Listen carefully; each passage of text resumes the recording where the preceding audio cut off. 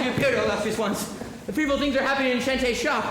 Shente has again been away, at this time for months, and her cousin is grabbing everything. Today they arrested him. He's supposed to have murdered Shente in order to take hold of her business. But I can't believe that. For Shente appeared to me in a dream and told me that her cousin was holding her prisoner. You must come back immediately and find her. That is terrible. Our whole search has been in vain. We found few good people, and those we did were not living a decent human existence. We had already decided to settle on Shente. If only she is still good. That surely she is, but she's vanished. All is lost. You forget yourself. What's wrong with forgetting oneself? We shall have to give up if we cannot be found.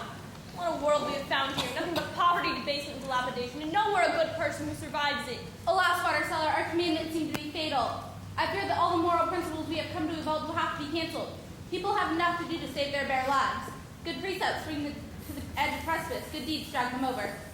The world is unfit to live in, you've got to admit it. No, mankind is worthless. Because the world is too chilly. Because men are too feeble. Do not forget your dignity, my friends. We cannot afford to despair. We had found one who is good and has not become evil, and she has only disappeared. Let us hasten to find her. One is enough. Would we not say that all could still be redeemed if just one could be found who stands up to this world? Just one?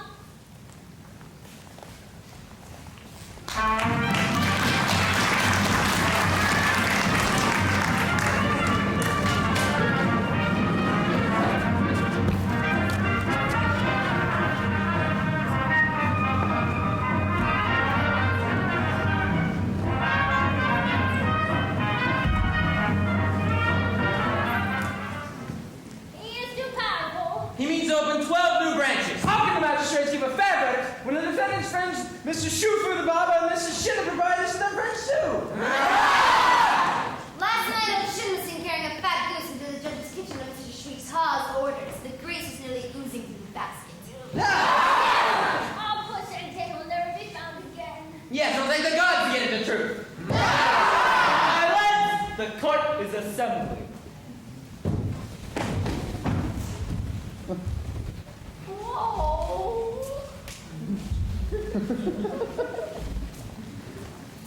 There will be trouble if their certificates are most incompetently forged. And people will be curious about the magistrate's sudden indisposition. It's natural enough after eating half a goose. We've got new magistrates. And very good ones.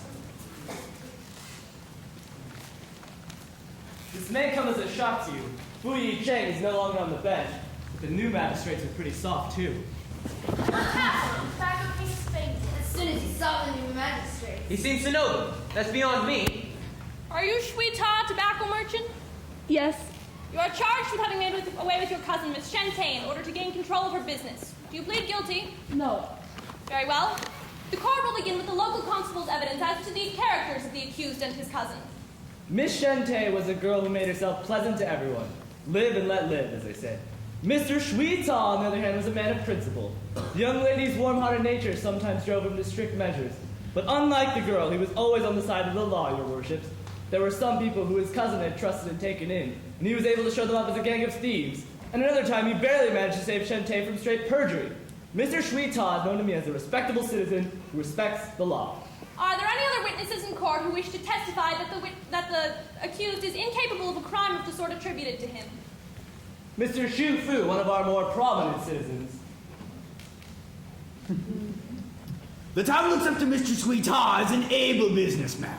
He is vice president of the Chamber of Commerce and has been proposed as a justice of the peace. By you two are hand in glove with him. An undesirable character.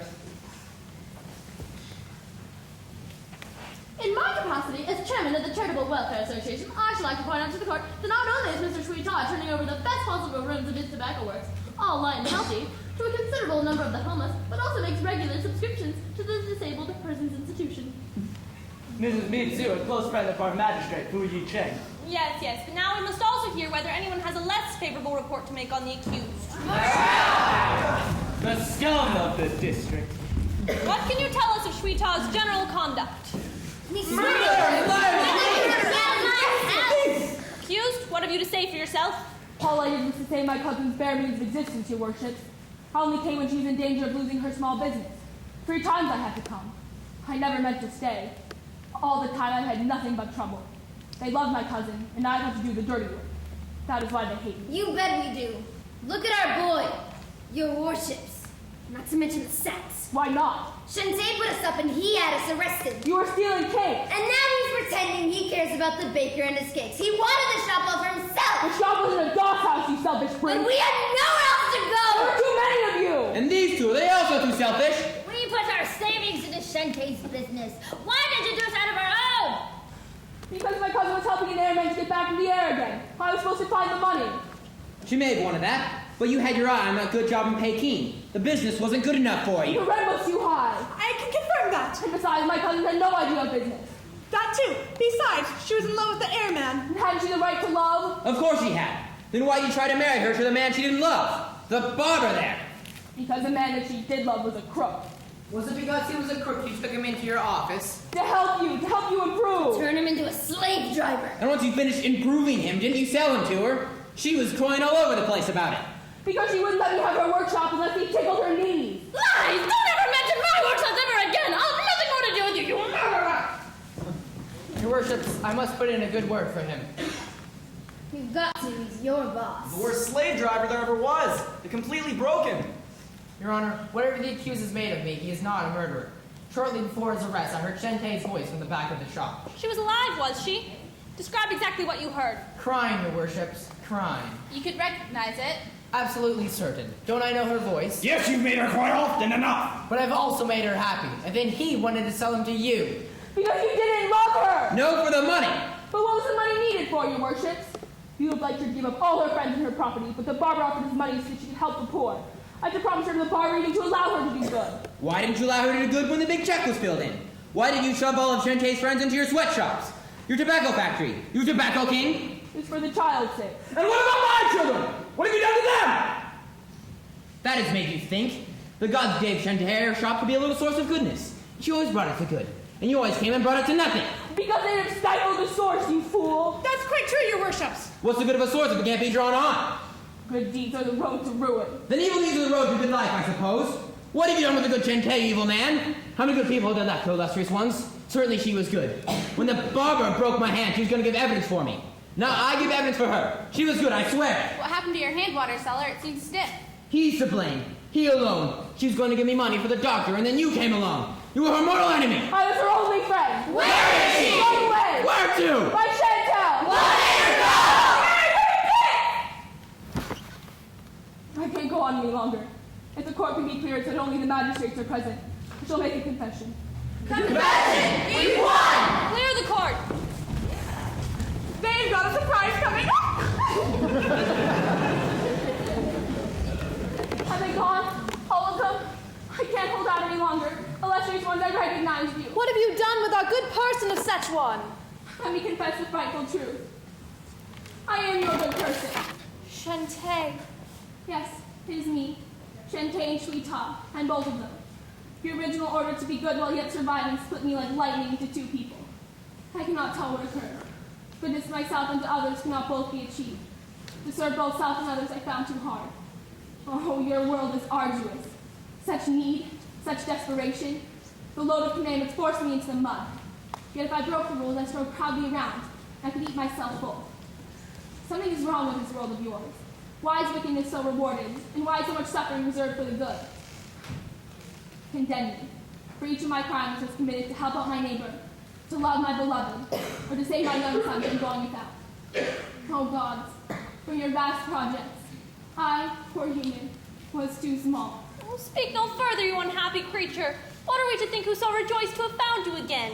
But don't you understand that I'm the wicked person whose many crimes you've heard described? The good person of whom no one speaks anything but good. No, but the wicked person as well. Oh, a few misunderstandings, one or two hard-hearted neighbors, a few unfortunate incidents, and a little too much zeal. But how is she to go on living? She can manage. She is strong, healthy, and well-built, can endure much. But didn't you hear what she said? Muddled, completely muddled. Hard to accept, extremely hard to accept. Are we to admit that our commandments are fatal? Are we to sacrifice them? Never. Is the world to be altered? How? By whom? So, everything is exactly as it should be. Now we return to heaven. This little world still fascinates us. All its joys and hurts encouraged us or caused us pain.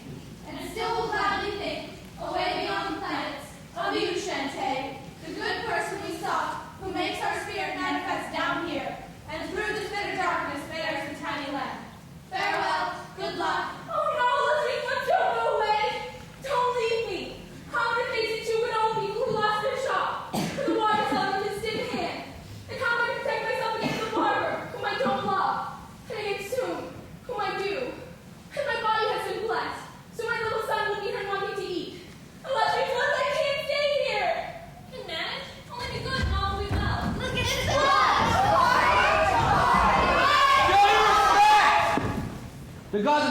us. Three of the mightiest gods had come to Szechwan in search of a good person. They thought they had found one, but then... No, but here she is. Hey.